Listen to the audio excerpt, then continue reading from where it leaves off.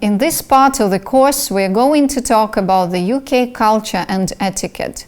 Okay, according to research by the European Global Strategy think tank, it is the UK's cultural influence, global recognized brands, tourism, the royal family and the strength of British universities that keep the UK at the top table. The country has played a central and significant role in history as one of the world's most influential centers of cultural development. It is known throughout the world for its distinctive culture, habits, values and traditions, and for its rich and colorful history. Places, people, buildings, monuments, myths and legends hold intrigue for many. The UK is the 8th most visited tourist destination on Earth. British galleries and museums and other national collections are amongst the deepest and most varied in the world. Many of the most important figures in the history of modern Western scientific and philosophical thought were either born or resided in Britain. Major English thinkers of international significance include scientists such as Sir Isaac Newton, Francis Bacon, Charles Darwin, Ernest Rutherford, philosophers such as John Locke, John Stuart Mill and Thomas Hobbes, and economists such as John Maynard Keynes.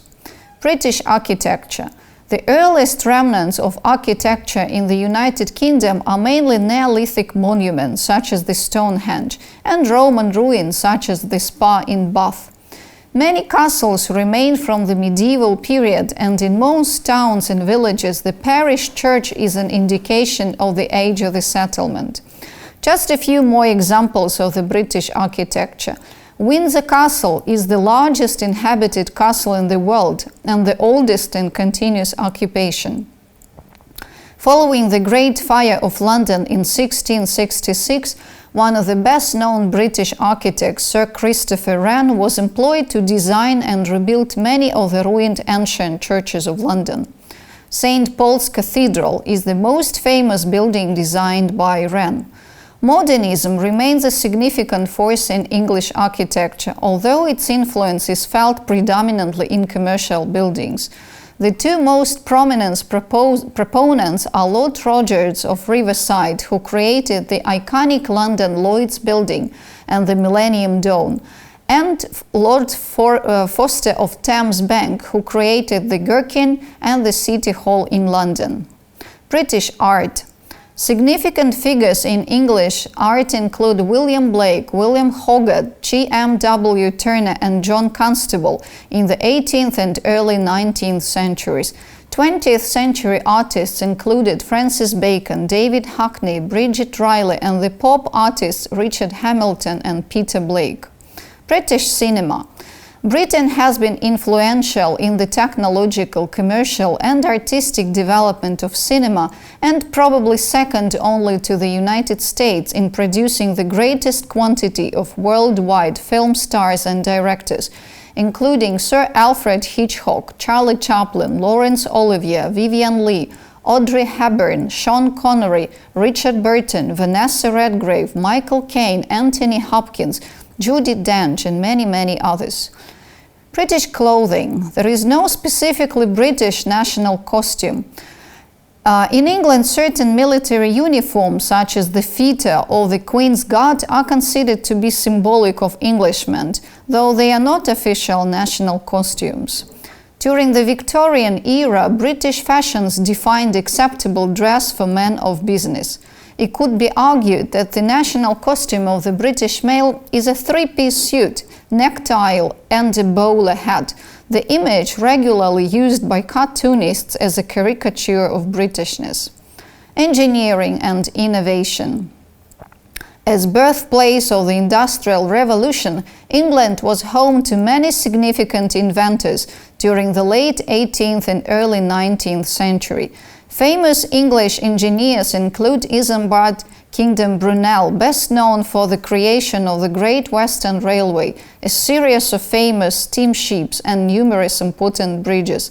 Other notable English figures in the fields of engineering and innovation include Isaac Newton, who defined universal gravitation, Newtonian mechanics, Richard Arkwright, industrial spinning machine inventor, Charles Babbage, computer inventor, 19th century. Tim Berners-Lee, inventor of the World Wide Web and many other technologies on which the web is based. James Blundell, a physician who performed the first blood transfusion. Hubert Cecil Booth, vacuum cleaner inventor. John Dalton, pioneer of atomic theory. James Dyson, dual cyclone bagless vacuum cleaner inventor, and many, many others. British literature. Britain and England in particular has produced a wealth of significant literary figures, including Daniel Defoe, Henry Fielding, Jane Austen, Charles Dickens, the Bronte sisters, Thomas Hardy, Joseph Conrad, Sir Arthur Conan Doyle, Mary Shelley, George Eliot, Rudyard Kipling, Herbert Wells. In the 20th century, Virginia Woolf, D.H. Lawrence, G.R. Tolkien, George Orwell, Graham Greene, Agatha Christie. Tolkien became one of the most popular writers of the modern world, returning to a romantic view of fiction. Children's author J.K. Rowling has had huge success. Important poets include Geoffrey Chaucer, Edmund Spenser, Sir Philip Sidney, John Milton, Alexander Pope, William Wordsworth, Lord Byron, John Keats, William Blake, Alfred Lord Tennyson, and many others. British music. In popular music, English bands and solo artists have been cited as the most influential and best-selling musicians of all times. Acts such as the Beatles, The Who, the Rolling Stones, Pink Floyd, Deep Purple, The Smiths, Led Zeppelin, Iron Maiden, David Bowie, Queen, Spice Girls, Oasis, Robbie Williams, Sir Elton John, and Radiohead are among the biggest selling in the world. England is also credited with being the birthplace of many pop culture movements, such as hard rock, British invasion, heavy metal, Britpop, glam rock, drum and bass, grindcore, progressive rock, indie, punk, goth, acid house, and UK garbage. British theatre. The reign of Elizabeth I in the late 16th century and early 17th century saw a flowering of drama. Perhaps the most famous playwright in the world, William Shakespeare, wrote about 40 plays that are still performed in theatres across the globe to this day. They include tragedies, comedies, and history plays. The Elizabethan age is sometimes nicknamed the Age of Shakespeare for the amount of influence he held over the era. Other important Elizabethan and 17th century playwrights include Ben Jonson, Christopher Marlowe, and John Webster. The West End of London has a large number of theatres, particularly centred around Shaftesbury Avenue. A prolific composer of the 20th century, Andrew Lloyd Webber, has dominated the West End for a number of years, and his musicals have travelled to Broadway in New York and around the world, as well as being turned into films. British sport. A number of modern sports were codified in England during the 19th century, among them cricket, rugby union and rugby league, football, tennis and badminton. Of these, association football, rugby and cricket remain the country's most popular spectator sports. England is home to some of the top football clubs. World-famous horse races include the Grand National and the Epsom Derby. Many teams and drivers in Formula One and the World Rally Championships are based in England. A British etiquette. The British love to talk about the weather. Perhaps it's due to the unpredictability of the weather in the United Kingdom. Talking about the weather serves as an icebreaker. When a British person meets a stranger, a safe subject of discussion is the weather. The function of the conversation is to initiate contact between two individuals.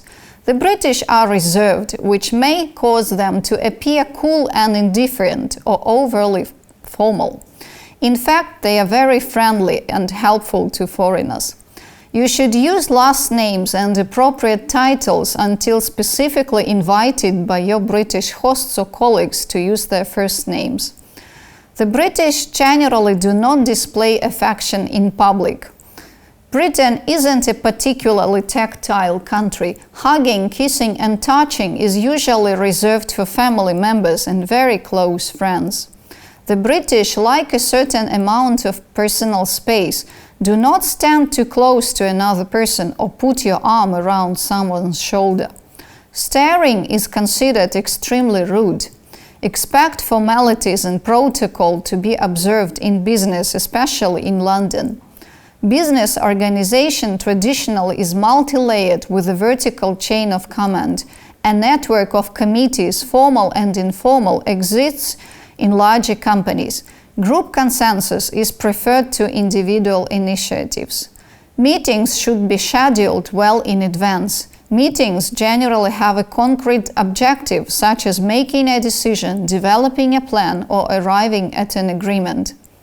Respect the British desire for privacy. Don't ask personal questions, such as where a person lives or what a person does for a profession or job. Don't talk about money. Do not violate a queue. It is considered very rude to push ahead in a line. Do not shout or be loud in public places, and don't use excessive demonstrative hand gestures when speaking. For formal events, men may wear black ties, business suits, morning coats or tails. Inquire which is required. Women generally wear cocktail suits or dresses. When invited to someone's home, always bring a small gift for the hostess. Give flowers, chocolates, wine, champagne or books. Present the gift upon arrival. The British use humor to make the best of a situation and to lighten the mood.